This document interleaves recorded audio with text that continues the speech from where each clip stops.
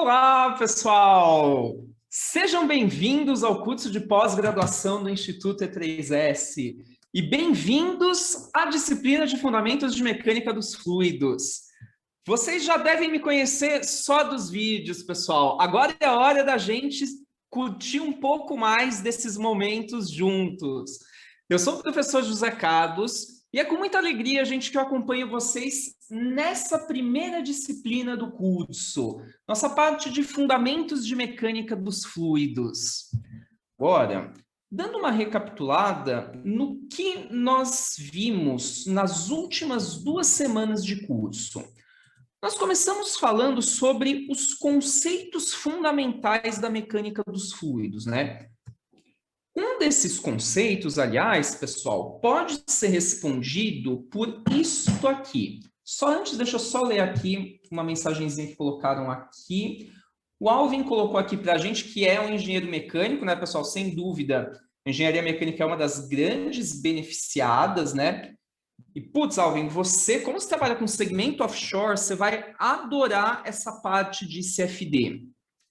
Principalmente porque na disciplina de Fundamentos de Turbulência, vocês vão conhecer como modelar de uma forma bem rigorosa a movimentação de ondas do mar. E na parte de multifásicos, vocês podem aproveitar alguns modelos mais recentes que estão inclusos no Fluent. Só adiantando, gente, porque sou eu que provavelmente vou ministrar as aulas interativas de escoamentos multifásicos também. Tem alguns modelos no Fluent específicos para simulação de onda no mar. Isso é muito bacana porque ele consegue reproduzir de uma forma super fiel ao movimento. Então não percam aí as próximas disciplinas. Como eu estava falando para vocês, gente, para começar o nosso curso, eu acho que isto aqui resume a nossa semana. Uma rosquinha, gente. Perto da minha casa, abriu uma loja de rosquinhas que é maravilhosa. Eu comprei essa daqui, gente, porque ela tem recheio de brigadeiro com goiabada. Olha só que coisinha interessante, gente. Passando a faquinha aqui, dá para a gente espalhar bem no recheio, né? De todos vocês, pessoal, o único que provavelmente não deve estar achando que eu sou louco é o Ricardo. Eu falo isso porque o Ricardo fez parte de um momento muito crítico da minha vida, gente. Na época que eu conheci o Ricardo, coitadinho de mim, não dava nem para comprar rosquinha, Ricardo. Ah, Adriano, muito bom. Você está fazendo mestrado em engenharia metalúrgica e, em paralelo, o nosso curso. É uma boa estratégia, gente. Sem dúvida, CFD vai te ajudar bastante, porque você pode usar a ferramenta tanto para estudar equipamentos que já existem, como também para projetar, que é uma das coisas que eu vou acabar discutindo com vocês, que é um pouco da minha experiência de trabalho. Placa de orifício, sem dúvida, é uma das melhores coisas para projetar. Viu, Adriano? Então pode ficar tranquilo que é legal que a gente vai discutir um pouquinho de placa de orifício nesse curso também, então já puxam alguns detalhes, né? Mas como eu estava falando para vocês, gente, por que eu não estou tão louquinho assim? O que a minha rosquinha tem a ver com fundamentos de mecânica dos fluidos aqui? Tudo a ver, gente. Vou pegar a minha faca, vou até aproximar aqui da câmera, para vocês verem uma coisinha interessante. Quando eu passo a faca aqui no recheio, o que eu consigo fazer? Espalhar o meu recheio. Quando eu passo aqui por cima, deixa eu até virar aqui, na parte açucarada dela, não acontece nada. Eu posso estar espalhando aqui um pouquinho do pó, do açúcar de confeiteiro, mas não está acontecendo nada com a massa da minha rosquinha.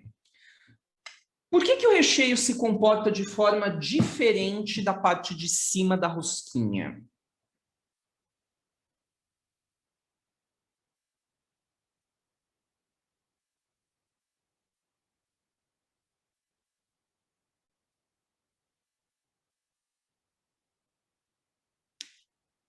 Pois é, Adriano, a viscosidade tem um papel interessante aqui, né? Porque o que acontece, gente?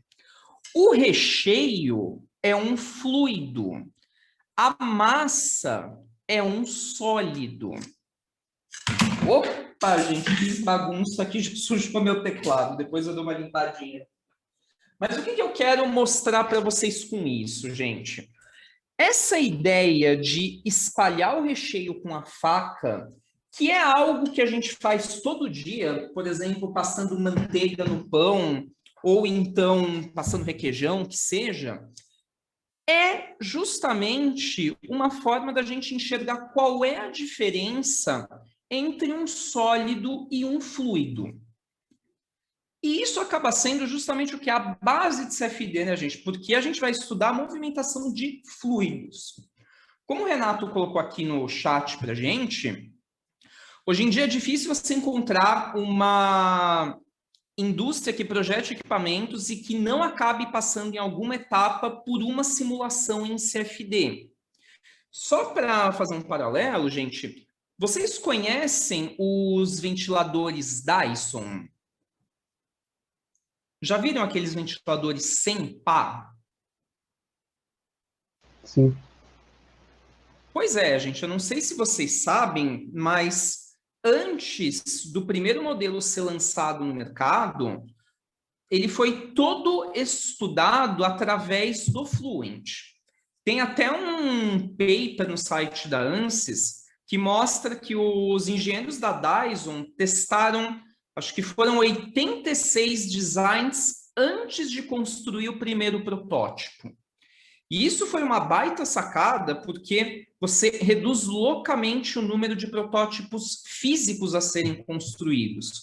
Tudo bem que hoje em dia a gente tem impressão 3D que reduz também bastante o custo de prototipagem. Mas mesmo assim, gente, dependendo do tamanho do modelo, você vai gastar uns 200, 300 reais para fabricar. Então a vantagem do CFD é que, sem dúvida, a gente economiza loucamente com isso. Deixa eu dar uma espiadinha aqui também já no chat. Marcelo, que bom que você quer avaliar a emissão de monóxido de carbono e óxidos de nitrogênio. Na disciplina de escoamentos reativos, vocês vão ver modelos para queima que já estão disponíveis na biblioteca do CFX e do Fluent. Então, sem dúvida, no seu caso, para simular esses processos, você vai contar bastante com o apoio que já tem pré-instalado na biblioteca do CFX e do Fluent. Isso ajuda bastante, porque dependendo do seu combustível, pode ser que ele já tenha até o mecanismo da queima pronto para simulação. Edelan, que bom que nós somos colegas. Bom que você também é engenheiro químico. E, putz, otimização de pá de CSTR. Sim, é o basicão de CFD, né? A questão de tanque agitado, sem dúvida, é uma das que a gente mais explora mesmo. E a parte de conforto térmico, realmente tem algumas ideias que a gente até vai discutir um pouquinho hoje, tá? Obviamente, a gente não vai se aprofundar, mas vamos ter algumas palhinhas do que vocês chegarão a ver na disciplina de transferência de calor. Putz, Arthur, é ótimo você ter tido experiência com elementos discretos, porque você vai começar a sentir alguns paralelos, sim, com CFD, mas você vai entender por que CFD é tão diferente assim de elementos discretos, tá? Principalmente, entender por que para fluidos a gente trabalha com método dos volumes finitos. Isso vai ficar muito nítido para vocês na disciplina de introdução a CFD. O que eu posso adiantar é que o método dos elementos discretos é muito legalzinho, só que ele não garante conservação de massa. Isso para a gente em CFD não tem como. Se não tem conservação, a gente não tem como trabalhar com um método que dê resultados bons, tá? Então pode ter certeza que sua experiência vai ser muito boa ao longo do curso. Então, pessoal, deixa eu só trocar aqui de slide para nós. Eu estava, como eu falei para vocês, dando, não umas viajadas, né, pessoal, mas aproveitando um momento aqui para a gente se descontrair, se conhecendo, falando da nossa rosquinha, porque ela mostra qual que é a diferença entre um sólido e um fluido. Como eu falei para vocês, quando eu passo a minha faca no recheio, do ponto de vista físico, o que eu estou fazendo no recheio? Eu estou aplicando uma força. Essa força, como está sendo aplicada paralelamente à superfície do meu recheio, está aplicando o que no final das contas? Uma tensão de cisalhamento sobre a camada de recheio. Estou aplicando, então, uma força cisalhante no meu recheio. É justamente a resposta ao cisalhamento que diferencia um sólido de um fluido. Um sólido é um material que é capaz de resistir à aplicação de uma tensão de cisalhamento. Como eu mostrei aqui para vocês. E não é para fazer propaganda da rosquinha, tá, gente? É para mostrar mesmo. Quando eu passo a faca aqui na lateral da minha rosquinha, na parte de cima, eu também estou aplicando uma tensão de cisalhamento na rosquinha. Só que o que acontece? Essa tensão de cisalhamento pode até deformar a minha rosquinha se eu aplicar com muita força. Só que no momento em que eu tiro a força de cisalhamento, imediatamente o meu sólido recupera sua forma original. Ou seja, quando eu deformei, de uma certa forma, eu criei um movimento nele. Quando eu tiro a força de cisalhamento, esse movimento é perdido, ele volta para o repouso. No caso de um fluido, sempre que a gente aplica uma tensão de cisalhamento, o fluido não consegue resistir a isso e entra em movimento. Essa é a grande diferença entre um sólido e um fluido. É importante para nós conhecermos esse comportamento do fluido, porque isso é uma das coisas que vai acabar possibilitando que a gente coloque um fluido em movimento. Aqui no exemplo do nosso slide, a gente tem o caso clássico de um fluido que está entre duas placas planas. A placa de baixo permanece em repouso e a placa de cima a gente pode movimentar. A partir do momento que a gente movimenta essa placa de cima, a gente está aplicando uma tensão de cisalhamento e enquanto essa tensão estiver sendo aplicada, o nosso fluido vai permanecer em movimento. O legal é que vocês trouxeram aqui também já uma ideia importante, que é a ideia da viscosidade. A viscosidade surge como uma resposta do fluido à aplicação de uma tensão de cisalhamento.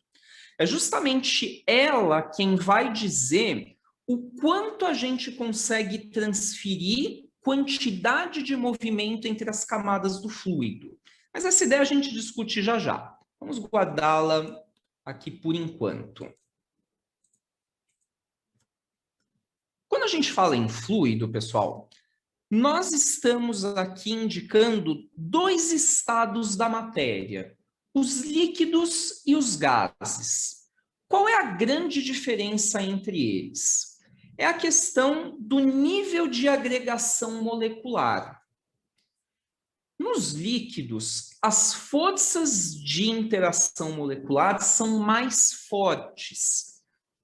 Isso faz com que as moléculas de um líquido fiquem mais próximas umas das outras.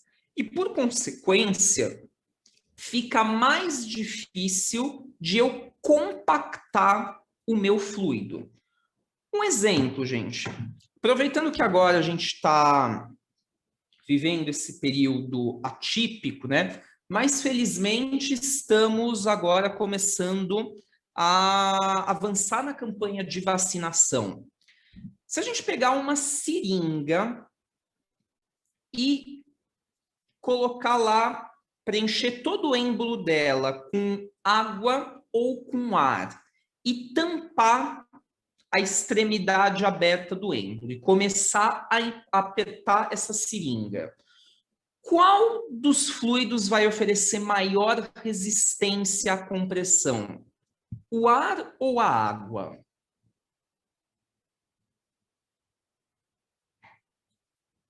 Ao longo dos encontros, pessoal, eu acabo fazendo também algumas perguntas meio óbvias, tá? Não tenham medo de me respondê-las, não é pegadinha, tá? É justamente para a gente poder construir alguns conceitos em cima dela.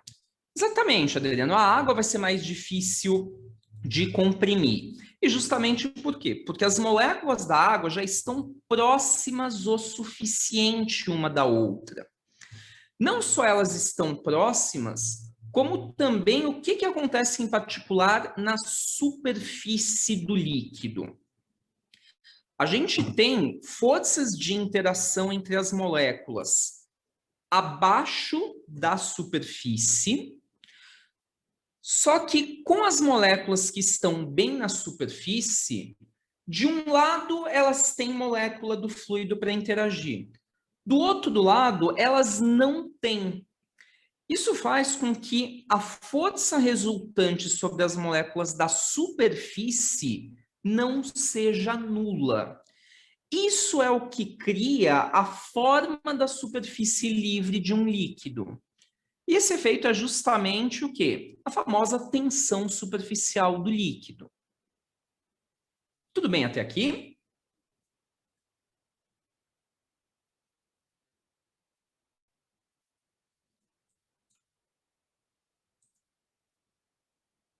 Por outro lado, pessoal, em um gás, o que acontece? A distância entre as moléculas é maior. Por consequência, a força de coesão molecular também diminui. Isso quer dizer que o meu fluido agora tem mais condição de se espalhar. É justamente por isso que um gás acaba assumindo o volume do recipiente no qual ele está inserido. Essa facilidade de espalhamento faz com que as moléculas do gás tenham uma liberdade maior de se movimentar. E uma consequência disso também é que ele é mais facilmente comprimido. Daí o exemplo que a gente discutiu do êmbolo da seringa. Uma perguntinha aqui, pessoal, para recapitular também até uma das questões das últimas semanas. Posso falar que todo escoamento de líquido é um escoamento incompressível e todo escoamento de gás é um escoamento compressível? Não. Boa, pessoal, não posso falar isso, tá? E ainda bem que vocês já estão colocando a resposta aqui, pessoal. Essa é uma das primeiríssimas coisas que a gente tem que ter muito claro, gente. Compressibilidade não tem nada a ver com densidade. A densidade é uma consequência da compressibilidade. Quem define se um escoamento é compressível ou não é o número de Mach. O número de Mach é a relação entre a velocidade do meu fluido e a velocidade do som naquele fluido. Se o número de Mach é menor do que 0,3, o que acontece? Eu não tenho efeitos térmicos significativos no meu escoamento. Se eu não tenho efeito térmico, a densidade pode ser aproximada como constante. Por isso, a gente chama esses escoamentos de incompressíveis.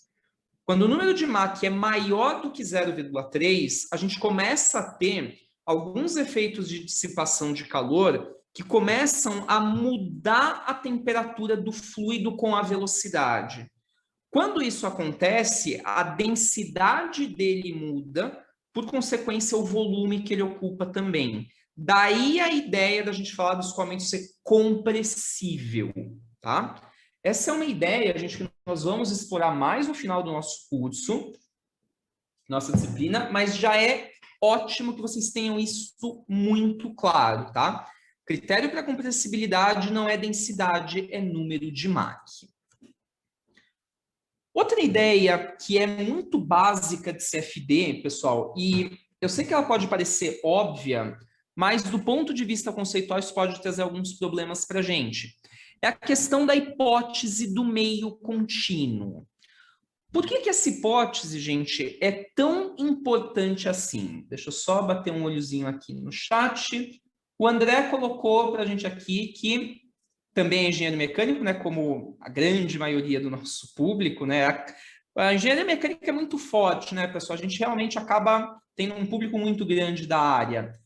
Putz, André, que bom que você fez mestrado em FEA. Você vai entender nesse curso por que malha para CFD é tão chata, tá? Por que é tão diferente assim? Você vai ver que, para quem sabe fé, gente, eu não vou dizer que CFD seja trivial, mas já é um bom caminho andado. E você vai entender por que a gente não gosta de fé para CFD. Dá para usar elementos finitos, gente? Dá, tá? Tem software que usa, mas não é o melhor caminho, tá? Na disciplina de introdução a CFD, vocês vão entender direitinho por quê. E, sem dúvida, André, você vai se beneficiar muito da disciplina de interação fluido-estrutura, que é a última disciplina do curso. Porque aí, sim, na disciplina de FSI, vocês recebem algumas noções de fé para poder entender o acoplamento. Mas, naturalmente, é muito diferente de alguém que já tem uma bagagem completa na área. Muito bom. Deixa eu abrir aqui uma janelinha, gente, de um dos softwares da ANSYS aqui, só para a gente discutir essa questão da hipótese do meio contínuo.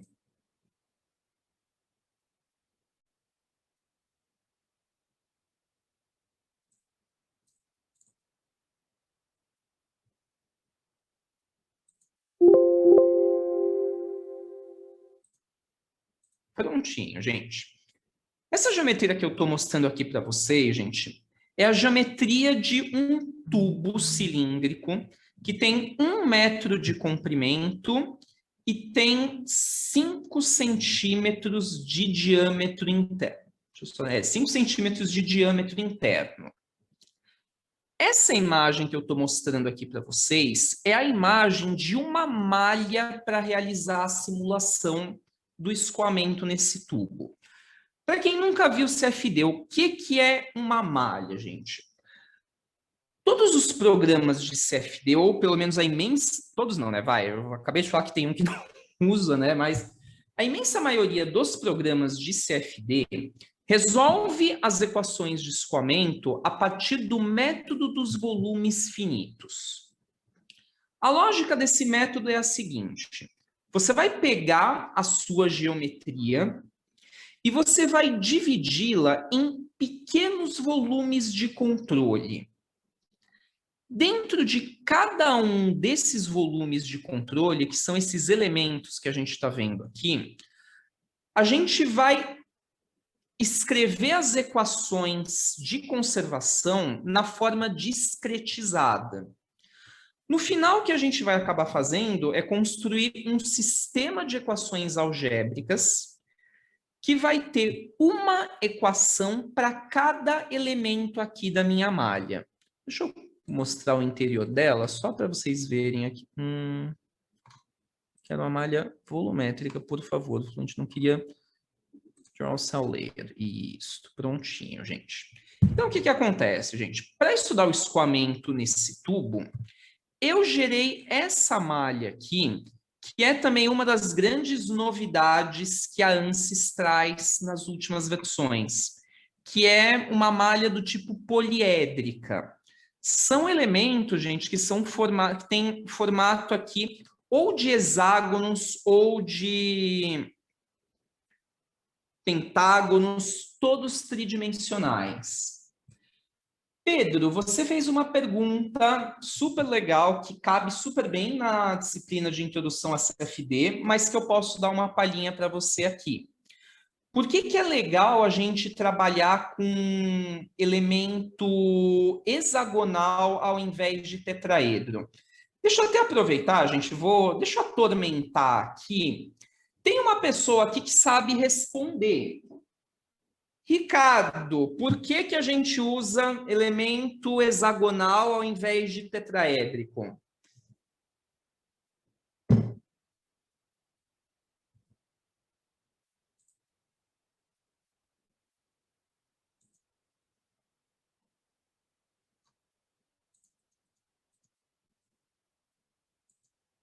Não pensa que é porque eu não estou mais na Mauá, Ricardo. Eu mando caçar o seu mestrado, hein?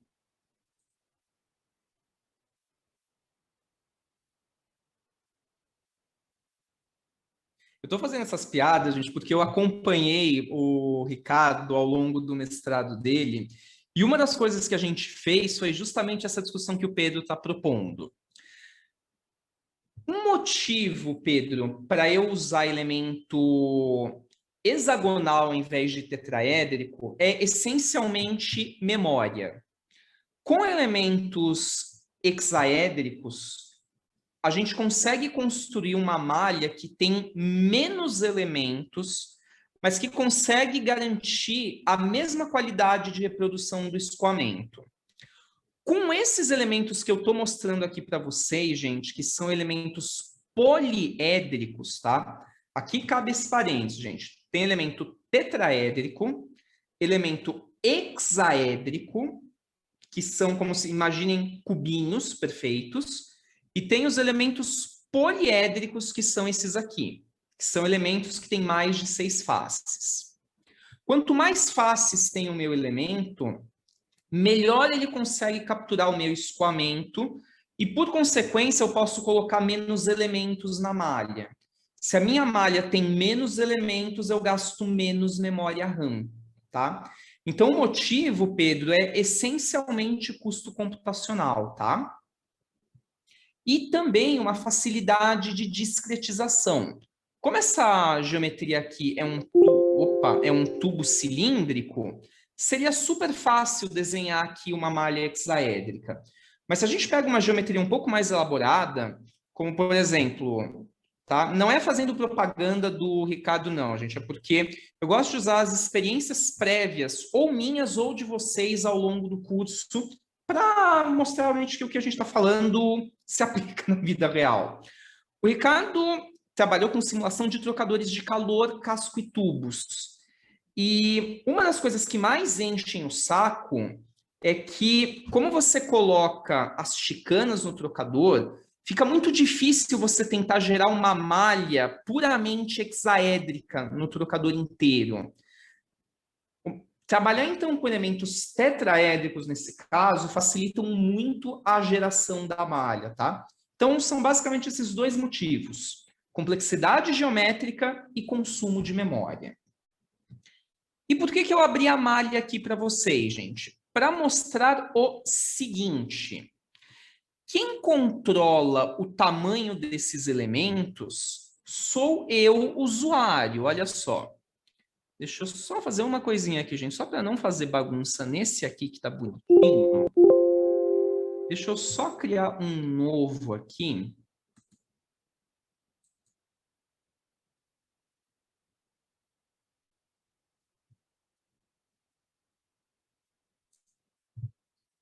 Prontinho, gente. Olha só. Aqui nessa opção Generate the Surface Mesh, por exemplo, eu regulo qual é o tamanho dos elementos que eu quero aqui na superfície. Eu coloquei aqui como tamanho máximo de elemento 5 milímetros. Eu vou reduzir isso aqui para 1 milímetro. E vou pedir para o Fluent Meshing gerar essa malha de novo. pelo menos aqui na superfície.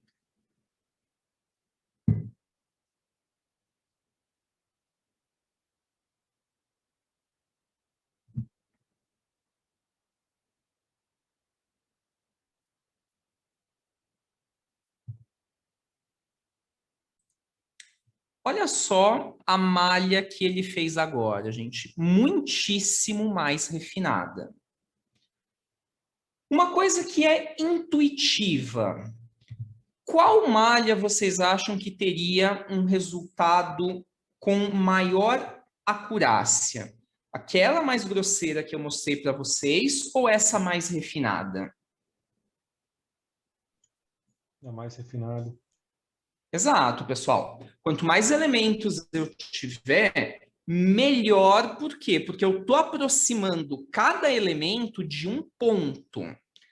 Como CFD vai resolver equação diferencial aproximada aqui para cada elemento de volume, quanto mais volumes eu tiver, né? Eu estou seguindo que é a ideia da continuidade, né? Eu estou mais próximo de reproduzir o que acontece em cada ponto. A grande pergunta é, partindo deste princípio, quanto eu devo refinar a minha malha? Posso refinar infinitamente? Poder, eu posso, tá? Eu posso vir aqui, por exemplo, no comando aqui de tamanho, eu posso dar uma pelada, por exemplo, e colocar aqui que eu quero um elemento de 1 nanômetro. Tá? Sem o menor problema. Eu não vou nem clicar aqui no update, porque talvez o Fluent ou o Travel vai demorar loucamente para fazer isso. Mas o que eu quero chamar a atenção de vocês, pessoal? Tomem cuidado, porque não só refinar a malha exageradamente vai me levar a um consumo desnecessário de memória RAM, mas pode ser também que a gente, dependendo do caso, saia da hipótese do meio contínuo. O que a hipótese do meio contínuo diz? Que o volume de controle discretizado que eu estou analisando, ou seja, pessoal, cada um aqui dos meus elementos é pequeno o suficiente para que eu possa considerar que as propriedades termodinâmicas são contínuas. Mas ele não é tão pequeno assim a ponto de eu conseguir enxergar duas moléculas individuais nele.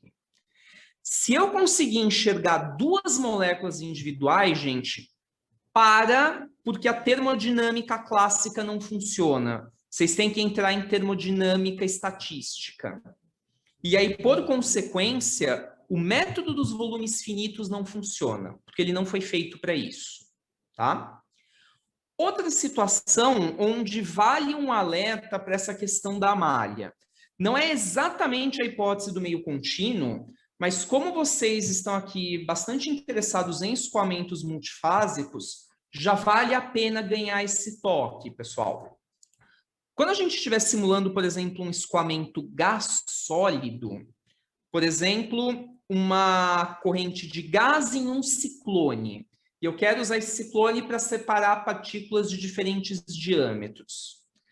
Eu tenho que tomar muito cuidado, porque se o meu elemento da malha for menor do que a minha partícula, eu sou obrigado a usar uma abordagem para o problema.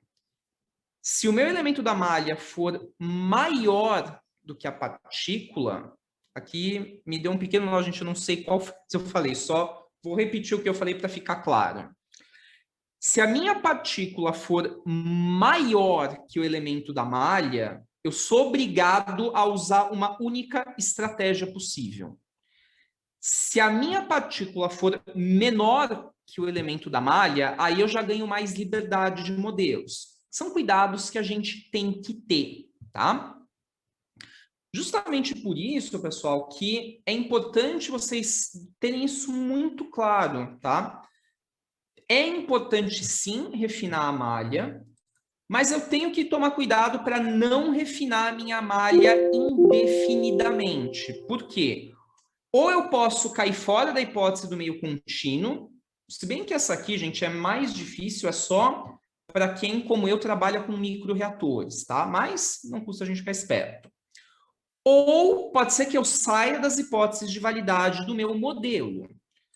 Um exemplo nessa linha que eu dou para vocês. No ano passado, eu fui banca de um TCC que estava justamente tentando simular um hidrociclone. E a simulação do pessoal não convergia de jeito nenhum. Quando eu fui ver, não convergia por quê? Porque eles estavam querendo usar um modelo para escoamento multifásico que era incompatível com o tamanho de malha deles. Então, quando eu peguei o resultado, eu falei, gente, é óbvio que isso aqui não ia convergir, tá? Vocês estão usando o modelo errado porque a malha de vocês está refinada demais, tá?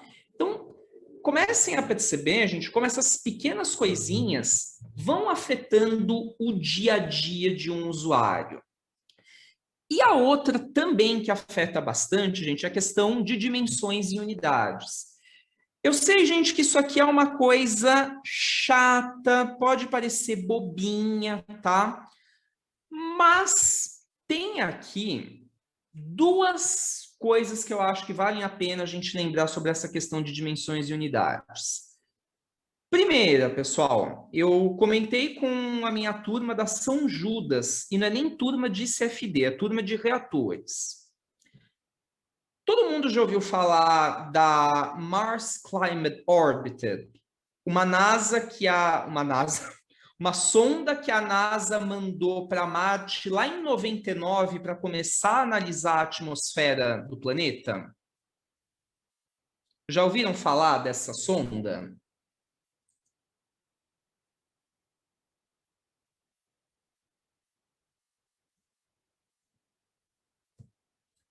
Pois é, gente.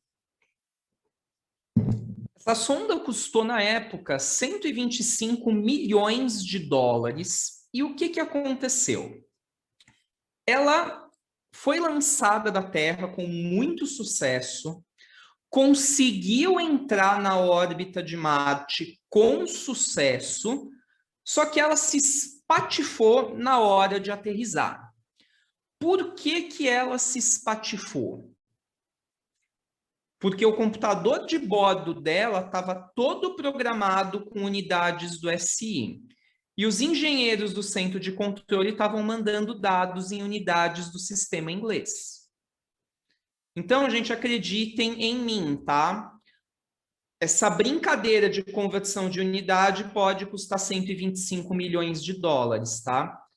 Eu não sei você, gente, mas no mínimo era para alguém levar uns puxõezinhos de orelha. Outro exemplo que eu dou para vocês, pessoal, exemplo que eu vivi no meu mestrado. No meu mestrado, eu estudei o escoamento em um reator para tratamento de efluentes. Em particular, a gente estava estudando o processo UV peróxido, que é uma estratégia moderna que tem para você degradar fenol. O legal desse tratamento é que ele efetivamente destrói o poluente. Ele não é, por exemplo, como uma membrana que retém o poluente em uma parte e deixa passar o efluente sem ele para outra. E o que, que aconteceu? Quando eu estava fazendo mestrado, junto comigo tinha uma outra aluna fazendo mestrado e ela fez toda a parte experimental. Ela fez as reações de degradação e eu estava responsável por fazer as simulações desse processo. Uma coisa que me chamou a atenção quando eu fiz a primeira simulação da reação é que o reator foi 100% eficiente. Ele conseguiu destruir todo o fenol que foi alimentado. Eu falei, gente, o reator está funcionando bem pra caramba, né? Que legal. Quando eu peguei os dados experimentais da outra aluna, eu vi que, na verdade, a degradação de fenol tinha que ser de mais ou menos 27%. Quem é que estava certo, gente? O dado experimental ou a minha simulação?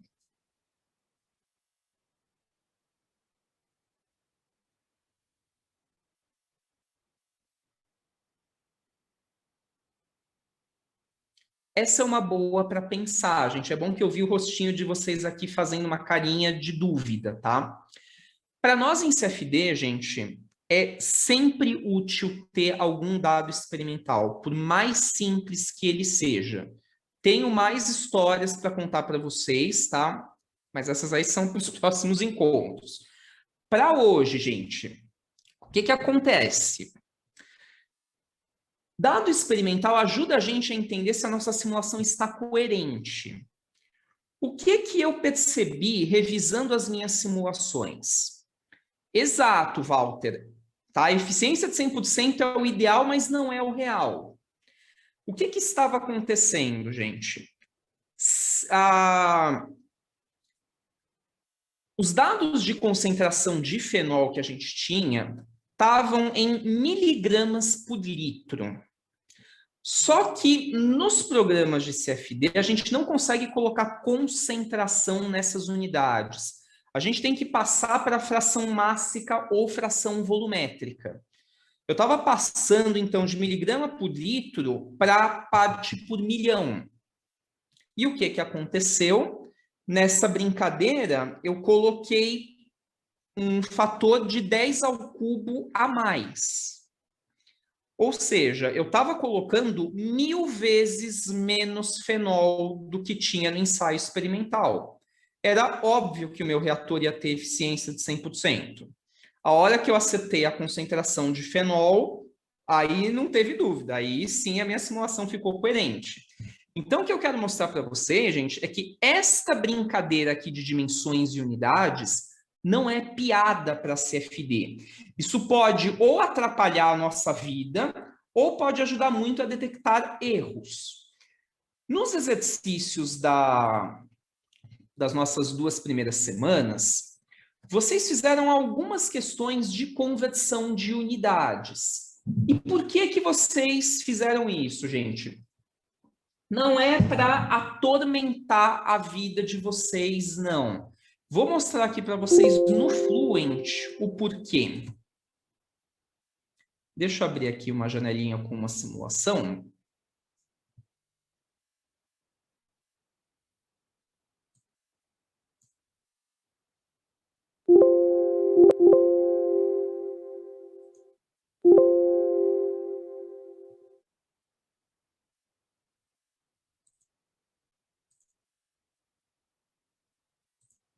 Prontinho. Opa, não, pra cá.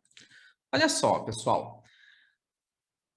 O Fluent, como todos os outros solvers da ANSYS, trabalha fundamentalmente no SI. Uma vantagem que a gente tem é que a gente tem a liberdade de inserir os dados em outros sistemas de unidades e depois o Fluent faz as conversões para resolver. Quando a gente clica aqui no botão Units, a gente pode definir em que unidade eu quero inserir os meus dados. Por exemplo, vazão volumétrica, vazão mássica aqui, a gente pode colocar ou em quilogramas por segundo, que é o padrão do SI, mas também posso colocar, por exemplo, em libras por minuto, gramas por segundo e assim por diante. Quando eu trabalho com simulação de microreator, para mim é conveniente colocar a vazão em microlitros por minuto. Para facilitar o meu setup, então, o que eu faço? Eu faço uma conversãozinha aí entre microlitro por minuto e quilograma por segundo, né? Para manter coerência com a unidade de vazão mássica. E aí, aqui no Fluent, eu defino o fator de conversão. Esse fator de conversão aqui, gente, é o fator de conversão entre a unidade que eu quero e a unidade correspondente do SI. Se vocês fizerem as continhas, posso até deixar como um exercício para vocês. 1 microlitro por minuto, considerando a densidade da água, dá 1,67 vezes 10 a menos 8 quilogramas por segundo.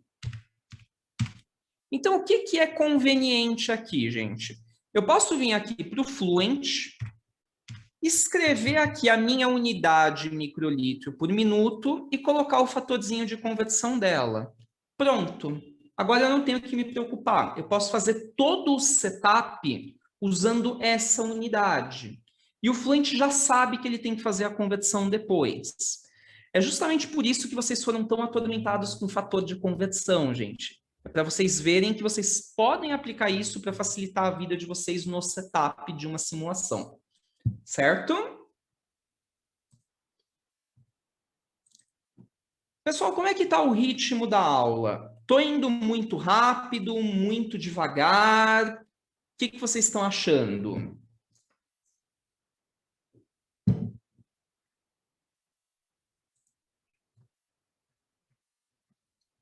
Tá? Se em qualquer momento, gente, vocês ficarem com alguma dúvida, acharem que eu estou muito devagar, muito rápido, por favor, gente, me deem um toque, tá? Vamos lá, então. Falamos, então, aqui sobre a questão de conversão de unidades, né? Bom que a gente já viu a importância.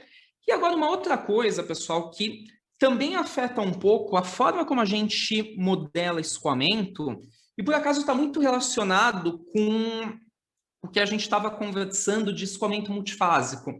São as duas formas que a gente tem de equacionar o movimento de um fluido.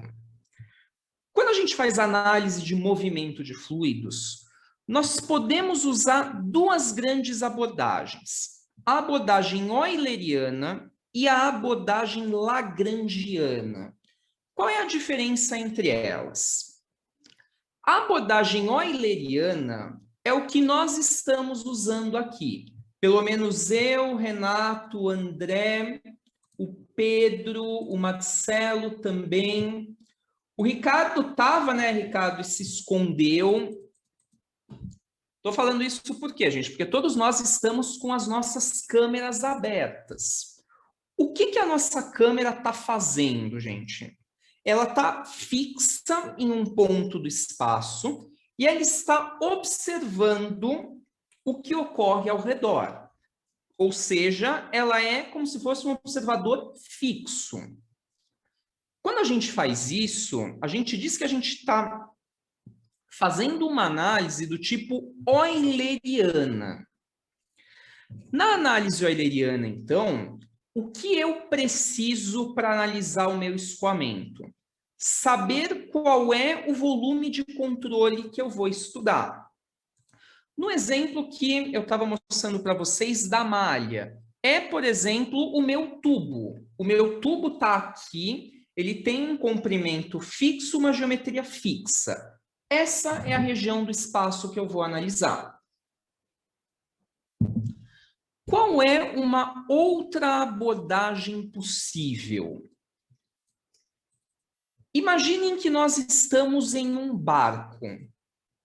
Eu acredito, gente, né, normalmente o público que a gente recebe aqui no curso de pós é bem diferente dos meus alunos de graduação, que estão lá na faixa dos seus 19, 20 e poucos aninhos. Não estou chamando ninguém de velho, não, tá, pessoal? Ao contrário.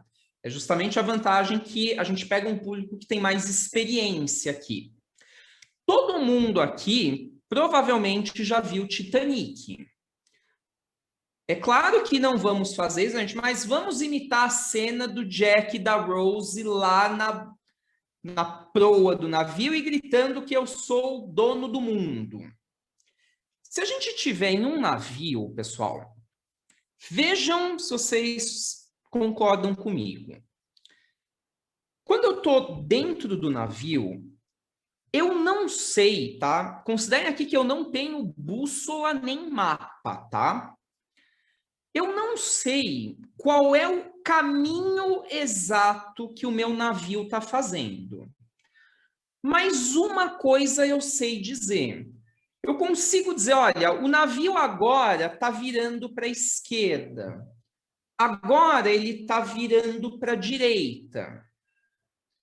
Em outras palavras, pessoal, como eu estou dentro do navio, eu posso não saber pegar um mapa e apontar claramente qual é o caminho. Mas eu sei descrever qual é a trajetória que ele está seguindo. Concordam comigo? Por que eu consigo falar a trajetória que o navio está seguindo? Porque eu estou acompanhando o navio como um observador dentro dele. Eu sou um observador que se movimenta agora.